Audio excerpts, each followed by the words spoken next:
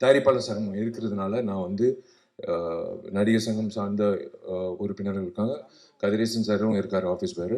அவர் சார்பாக நான் ஒரு விண்ணப்பம் உங்கள் எல்லோருக்கும் நான் வைக்கிறேன். பத்திரிகையாளர்கள் plus YouTubers and every one and exhibitors association சார்பாக நான் அவங்களுக்கும் நான் விண்ணப்பம் வைக்கிறேன்.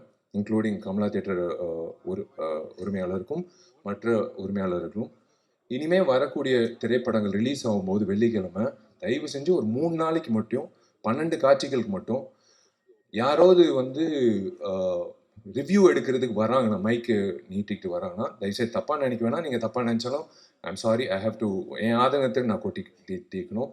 நீங்கள் டிக்கெட் வாங்கிட்டு உள்ளே வந்துட்டு படம் பார்த்துட்டு நீங்கள் அந்த மைக்கை நீங்கள் நீட்டிட்டு உங்கள் கருத்தை நீங்கள் சொல்லிடுங்க.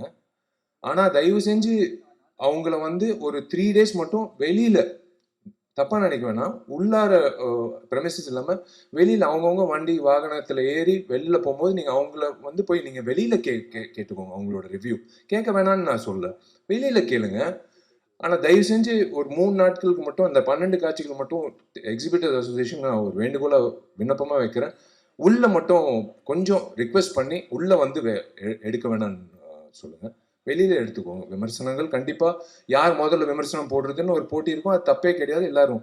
ஆனா நீங்க உள்ள வந்து ஒரு டிக்கெட் வாங்கி நீங்க அந்த படத்தை பார்த்துட்டு அதுக்கப்புறம் உங்க கருத்தை சொல்லிட்டு அப்புறம் மக்களோட கருத்தை நீங்க சொன்னீங்கன்னா சூப்பரா இருக்கும். அந்த வகையில ஒரு நல்லா இருக்கும். எந்த படத்துக்கா இருந்தாலும் அது நல்லா இருக்கும். ப்ளீஸ் தயவு செஞ்சு கண்டிப்பா ரிவ்யூ வேணும். அந்த பிரீதிங் ஸ்பேஸ்ன்றது ரொம்ப முக்கியம். ஒரு 12 காட்சிகள் விட்டுருங்களேன். அந்த அதுதான் ஒரு திரைப்படத்துக்கு ஒரு இவ்வளோ உழைச்சிருக்காங்க. அது கண்டிப்பாக வந்து அது ஒரு நீங்க கொடுக்குற சப்போர்ட் தான் அந்த வகையில்.